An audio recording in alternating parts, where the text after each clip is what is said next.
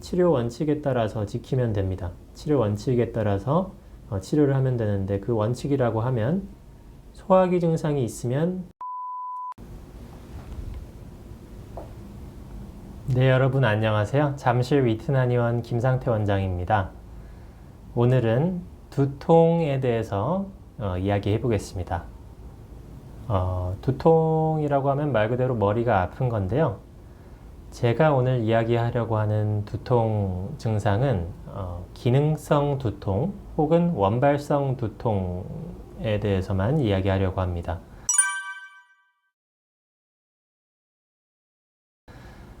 무슨 말이냐면 우리가 머리가 아플 때 어떤 영상의학적 검사나 각종 검사를 하게 되잖아요. 그래서 검사를 해봤더니 뭐 뇌에 종양이 있더라, 아니면 뇌에 어떤 혈관 출혈이 있더라, 아니면 뭐 안구나 뭐 코 부비동 안쪽에 뭔가 구조적인 이상이나 문제가 있더라. 그래서 두통이 발생하는 그런 경우 말고 구조적인 문제가 없는데도 발생하는 두통에 대해서 이야기해 보려고 합니다. 제가 이제 위트나니원에서 오랫동안 환자를 보다 보니까 소화기 질환 환자들을 계속 보다 보면서 이분들이 이제 두통이 동반되는 경우가 많아요. 체할 때마다 머리가 아프다. 그래서 이런 환자분들을 좀 치료하다 보니까 그런 환자분들께서 이제 다른 두통 환자들도 이제 소개를 해주시다 보니 어느덧 이제 뭐 나중에는 소화기 증상이 전혀 없는데 두통만 심한 그런 환자들도 보게 되었습니다. 계속 환자들을 보다 보니까 이제 두통이 기능성 두통 혹은 원발성 두통이라고 하는 그런 두통이 크게 좀 여러 부류로 딱 나뉘어져서 요 유형에 따라서 치료법이 달라진다는 그런 노하우가 생기고 그렇게 이제 치료를 하고 있습니다. 그래서 유형을 좀 나눠 볼 텐데요. 두통의 유형을 좀 나눠 보면 크게 이제 제가 임상에서 제일 많이 보는 기능성 두통을 세 가지 정도로 나눠 보겠습니다. 자, 첫 번째는 소화기성 두통입니다. 소화기성 두통. 다른 말로는 담적 두통이라고도 하고요. 담궐 두통이라고도 합니다. 소화기성 두통이니까 가장 큰 특징이 뭘까요? 소화기 질환, 소화기 증상이 동반된다는 것입니다. 체하면 아프다. 체하면 머리가 아프다. 특히 이제 체하는 증상이 뭐 가슴이 답답하고 뭐 배가 아프고 이런 것보다도 미식거리거나 구역감이 들고 실제로 구토를 하는 쪽으로 나타나는 소화기 증상이 이런 어떤 소화기성 두통을 호소하는 환자의 어떤 특징입니다.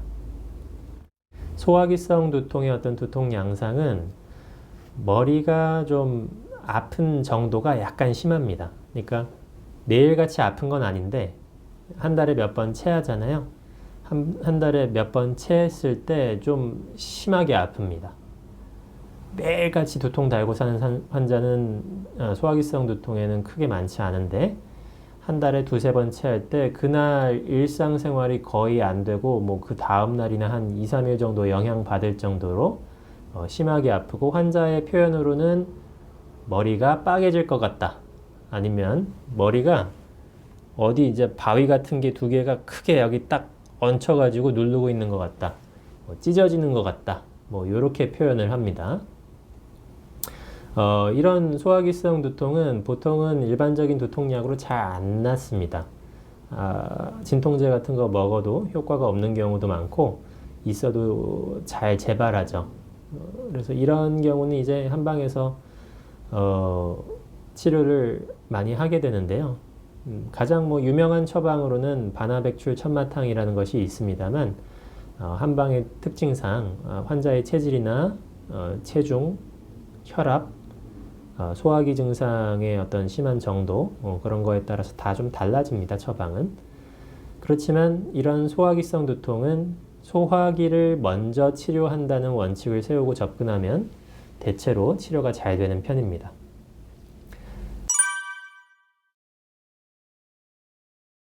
자, 두 번째 두통 유형은 흔히 편두통이라고 부르는 그런 두통인데요. 다른 이름으로 부르자면 혈관성 두통이라고도 합니다. 자, 편두통, 혈관성 두통의 특징은 무엇일까요?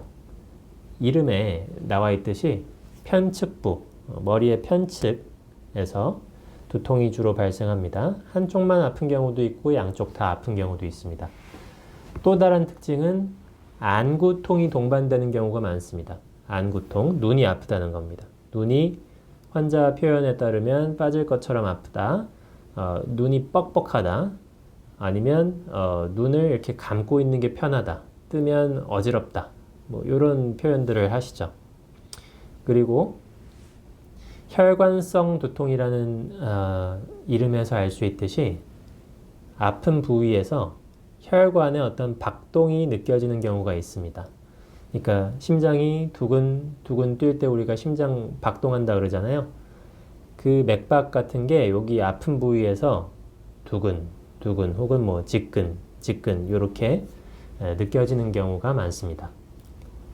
그리고 이 혈관성 두통의 어떤 또 다른 특징, 세 번째 특징은 조짐이 느껴지는 경우가 있다는 겁니다. 조짐. 뭐냐면 두통이 발생하기 뭐 1시간, 2시간 전에 뒷목, 특히 뒷목이나 뒤쪽 머리 쪽이 뻣뻣해지면서 이거 그 두통이 오겠는데? 환자분은 오랫동안 두통을 알았기 때문에 이 느낌만 와도 그날 두통이 온다는 걸 아는 거죠. 그러면서 이제 두통이 실제로 1시간, 2시간 있다가 시작이 되는 겁니다. 소화기성 두통의 경우도 일단 소화기 증상 같은 게 일종의 조짐처럼 발생을 하는 거라고 볼 수 있는데요. 혈관성 두통의 경우 보통은 그 조짐이 뒷목 쪽에서 많이 발생합니다. 어깨 쪽이나.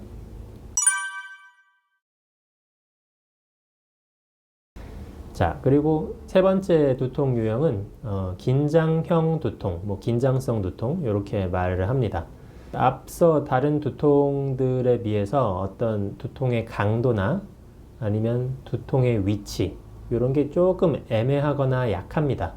두통의 강도가 아까 뭐 담적 두통의 경우 빠개질 것처럼 아프다 그랬고, 혈관성 두통도 막 눈이 빠질 것처럼 아프다 뭐 이런 경우가 있는데, 긴장형 두통은 상대적으로 그런 강도는 조금 약합니다. 그리고 위치도 머리 뭐 편두통은 좀 이 편측과 앞쪽에 집중되는 데 반해, 그리고 담적 두통은 뭐 머리 전체가 막 엄청 아픈 데 반해, 긴장형 두통은 약간 위치도 애매모호하고 주로 뭐 뒷목이나 뒤통수 쪽에서 약간 뒤로 두른 듯한 조이는 통증이 나타나는 게 일반적입니다. 주로 사무직에서 오후에 발생하는 경우가 많고요. 오후에. 앞서 다른 두 두통에 비해 어떤 정기적인 운동이나 생활습관 교정만으로도 좀 호전되는 경우가 많습니다. 대체로 긴장형 두통은 소화기 증상이 발생하지 않습니다.